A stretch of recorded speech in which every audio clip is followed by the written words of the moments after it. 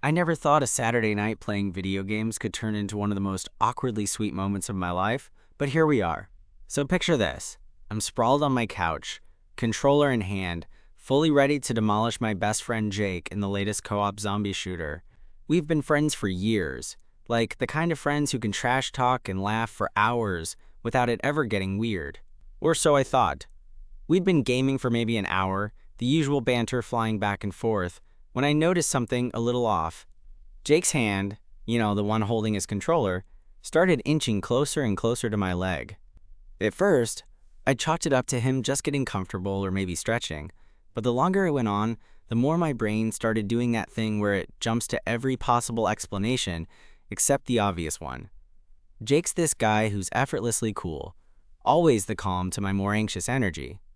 Tall, with those warm brown eyes that somehow manage to look like they're always quietly laughing, even when he's dead serious. Nothing about him screams romantic interest at first glance, but after years of friendship, I guess it's easy to miss the subtle things. Like how he laughs a little longer when I make a dumb joke, or how his hand keeps drifting closer like it's testing the waters. We were in my tiny apartment, the glow of the TV flickering against the walls, the sounds of gunfire and moaning zombies filling the room. I was trying to focus on the game, really I was. But the distraction was real. His hand was now resting, just barely touching my thigh, and I swear, my heart was doing this ridiculous stutter like I had just seen a ghost. Or, more accurately, like I was about to find out if my best friend might actually want more. I glanced over at him, trying to read his expression. Was this a dare, a joke, or something else? Jake's eyes flicked to mine, and for a second, the room felt smaller, like we'd both noticed something that had been there all along, but neither of us had said out loud. And then, just as I was about to ask what the hell was going on, his hand moved again, this time sliding a little higher. My brain short-circuited, and all I could do was laugh nervously, trying to keep it casual because, honestly, I had no clue how to handle whatever weird electric vibe was suddenly humming between us. At that moment, I realized something. This game night was about to become a lot less about zombies and a lot more about figuring out what the hell was happening with us. And honestly, I was kind of hoping it was just the beginning. I swear the moment his hand moved higher, my brain went into overdrive, and not the good kind. It was like every nerve ending in my body suddenly decided to throw a party, and I wasn't sure if I was invited or about to be kicked out. I faked a laugh, trying to sound chill, but inside I was screaming at myself to just say something. Anything.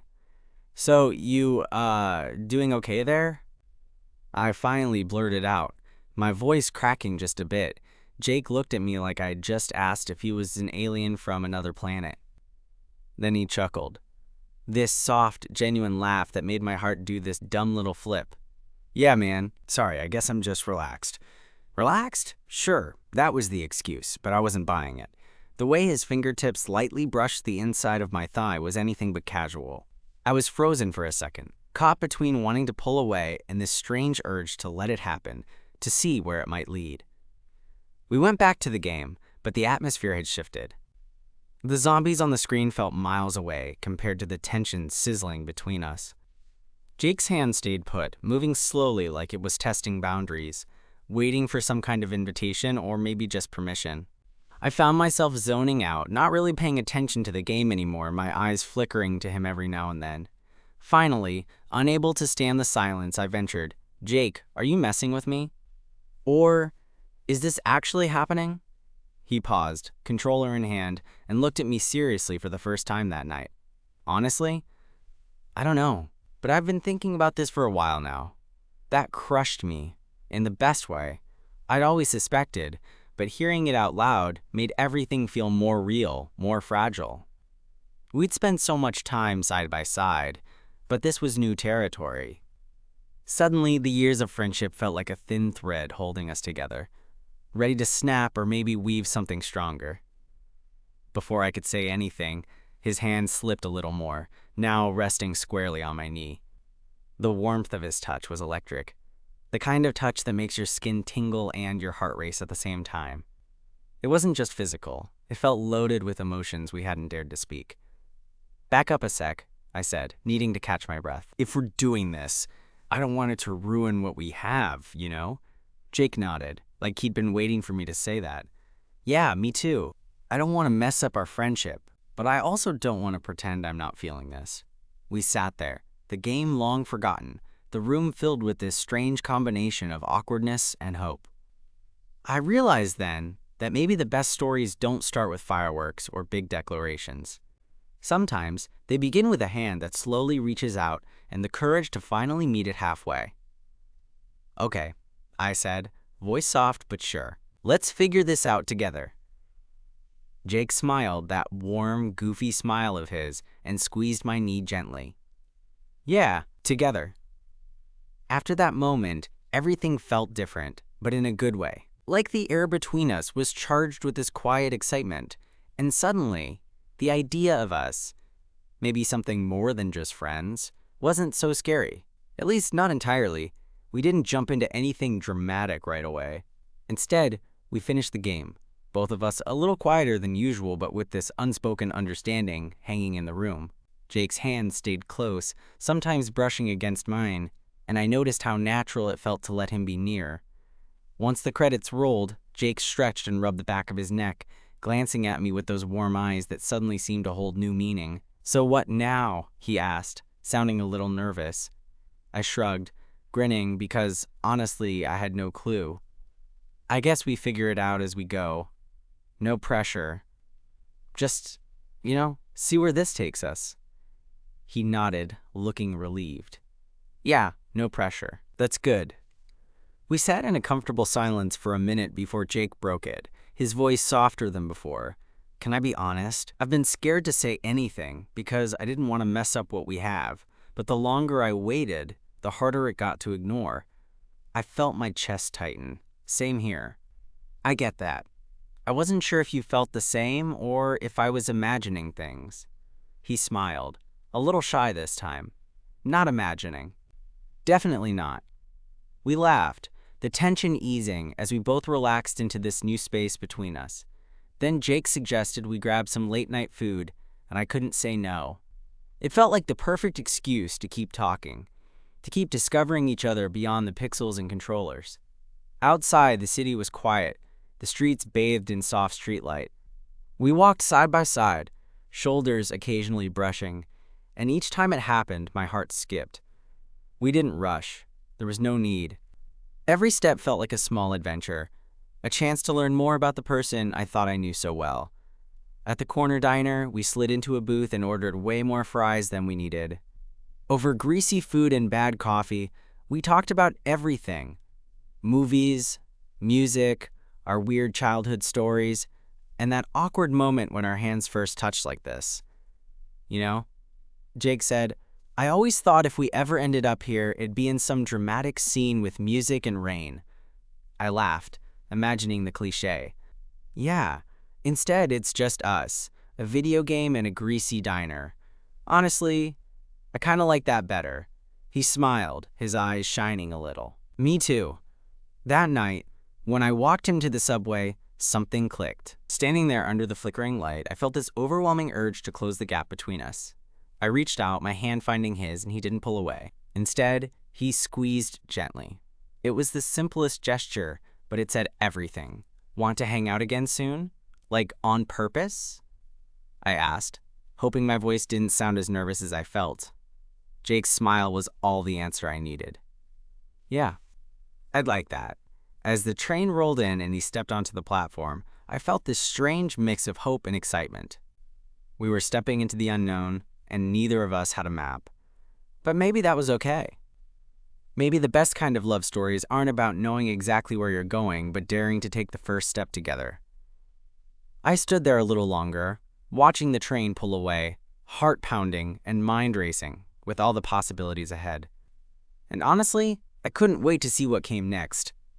The days that followed were a weird mix of normal and new. Jake and I slid back into our usual rhythm. Work, workouts, bad jokes. Except now there was this subtle undercurrent running beneath everything.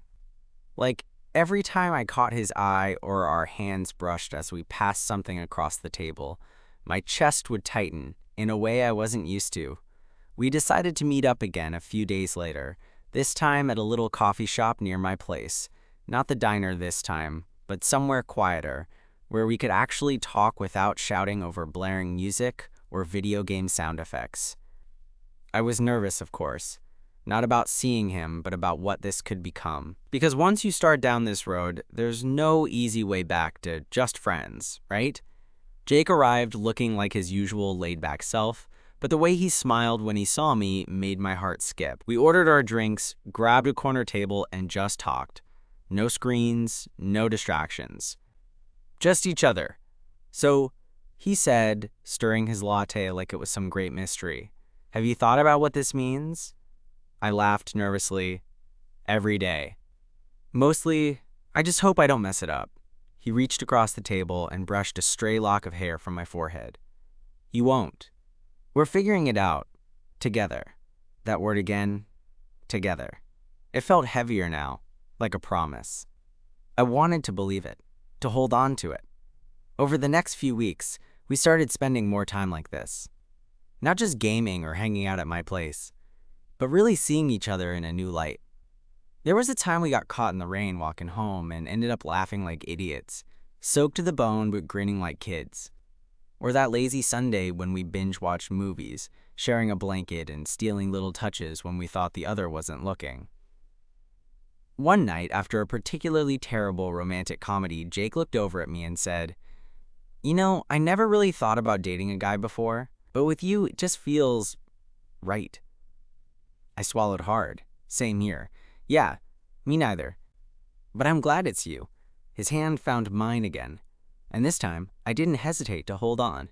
But it wasn't all perfect. There were moments when the fear popped up. What if this changed everything? What if we lost what we had? Sometimes I caught myself pulling back, trying to protect my heart without telling him. And I could tell he felt it too, because sometimes his smile would flicker and he'd look a little lost. One evening, we were sitting on my balcony, the city lights twinkling below us, and I finally decided to say it. "I'm scared, Jake. Scared this could mess us up." He turned to me, serious but gentle. "Me too, but I'd rather risk it than pretend it's not real." That honesty hit me like a wave. I realized then that the best part of this wasn't just the butterflies or the hand-holding. It was the trust. The fact that we could be scared but still choose each other anyway. Things didn't always go smoothly. We had our awkward moments, our missteps. Like the time I accidentally called him dude too many times in a row, or when Jake got flustered trying to hold my hand in public for the first time. But each time, we laughed it off and kept moving forward. And here's the thing. Those little moments, the quiet glances, the shared smiles across a crowded room, they started to mean everything. They were the real game changers. So yeah, we started as two guys gaming on a couch, and now we're something else entirely. Still figuring it out, still nervous sometimes, but together. And honestly, I wouldn't trade this awkward, beautiful, messy journey for anything. It was probably 2 months in when things started feeling less like figuring it out and more like, well, real. Like the kind of relationship where you start imagining a future that includes someone else, and that's both terrifying and exciting all at once. One afternoon, Jake suggested we hit a little arcade downtown. He said it was a throwback spot he used to go to as a kid, and honestly, I was all in.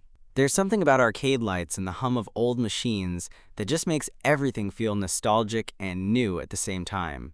We wandered in, the place smelling like popcorn and nostalgia, and immediately started competing at the claw machine. I'm terrible at those things, but Jake was a pro, snagging a ridiculous stuffed dinosaur on his second try. He grinned like a kid, holding it up like a trophy. "See? Not all skills come from video games," he teased, nudging me with his shoulder. I laughed, nudging back. Yeah, Mr. Arcade Master." We moved from game to game, the playful competition turning into laughter and shared stories about growing up. At one point, Jake reached out and squeezed my hand while I was trying to beat him at skee-ball. It was the kind of touch that made my stomach do flips, and I caught myself grinning like a fool. At the end of the night, as we walked back towards my place, the city was alive with the buzz of late-night crowds and the glow of street lights. We slowed down, our hands finding each other's again, fingers knotting together like it was the most natural thing in the world. Out of nowhere, Jake stopped and looked at me, eyes serious but soft. "You know, Sometimes I think about how different my life would be if I'd never told you how I felt. I tilted my head, heart thudding. How so? Like, I'd still have you as a friend, sure, but I'd be missing out on this. The late night talks, the way you make me laugh, the way everything feels right when we're together. I felt my throat get tight. I was scared too, scared to mess it all up. But now, I can't imagine not having you in my life like this. He smiled, leaning in just a little closer, and I caught the faintest scent of his cologne, something clean and warm that suddenly felt like home. "So what now?" he asked softly. I shrugged, a grin spreading across my face. "Now, we keep doing this, keep learning each other, keep being awkward and perfect together." He laughed, relief flooding his features. "Yeah, together." That night, after he left, I sat on my couch and thought about how far we'd come. From a casual game night with a hand that kept drifting lower, to this messy, wonderful thing that felt like the start of something real. But not gonna lie, it's not all roses. There are still moments when I worry about what people might say, or if we're moving too fast, or if I'm reading too much into his little smiles. Sometimes, I catch myself overthinking, wondering if this is just a phase, or if it really is something lasting. One Sunday, Jake came over with a nervous energy I hadn't seen before. He sat down beside me and took a deep breath. "I've been thinking about telling my parents." My heart skipped. "Your parents? That's big." He nodded. "Yeah. I want to be honest with them. I want them to know you. I want this to be real." The weight of that hit me harder than I expected. It wasn't just about us anymore. It was about stepping into the world as a couple, with all the challenges and risks that come with it. I reached for his hand, squeezing it gently. "Whenever you're ready, Jake, I'm here." He smiled, a little shaky but brave. "Thanks. That means everything." We spent the rest of the afternoon talking about fears and hopes, realizing that love isn't about having all the answers, but being willing to face the unknown together. So yeah, the hand that once nervously drifted lower on game night turned into a lifeline. And while I don't know exactly where this ride is headed, I do know that with Jake by my side, it's somewhere worth going. A few days after that conversation, I found myself pacing around my apartment more than usual. Jake telling his parents about us felt like a huge milestone, and honestly, I was nervous for him, nervous for us. It was one thing to share our feelings in the safety of our little bubble. It was another to step out into the wider world, where things weren't always so simple or accepting. Jake was quieter than usual too when he came over that evening, carrying a small takeout bag and looking like he was holding a secret. We sat on my couch, and I waited for him to say something. Finally, he sighed, dropping the bag on the coffee table. "They went better than I expected," he said, giving me a small smile. "Not perfect, but better." I let out the breath I'd been holding, relief washing over me. "That's huge, Jake. I'm proud of you." He shrugged, his smile faltering just a bit. "Yeah, but it's complicated. My mom was surprisingly chill, but my dad, well, he's not quite there yet." I nodded, knowing how complicated family reactions can be. "Do you want to talk about it?" Jake looked at me, eyes searching mine like he needed permission to be vulnerable. It's not easy, He asked a lot of questions, some of them pretty loaded. And I could tell he was trying to hide his discomfort. I'm not sure where he stands yet. I reached out, taking his hand in mine, steadying, grounding. "You're not alone in this. Whatever happens, we'll handle it together." He squeezed my hand, the weight of the moment pressing down on both of us. It was these kinds of challenges I hadn't fully prepared for when we started this journey. But I knew love wasn't just about the easy parts. It was about showing up, even when it got messy. Over the next few weeks, Jake and I navigated this new terrain.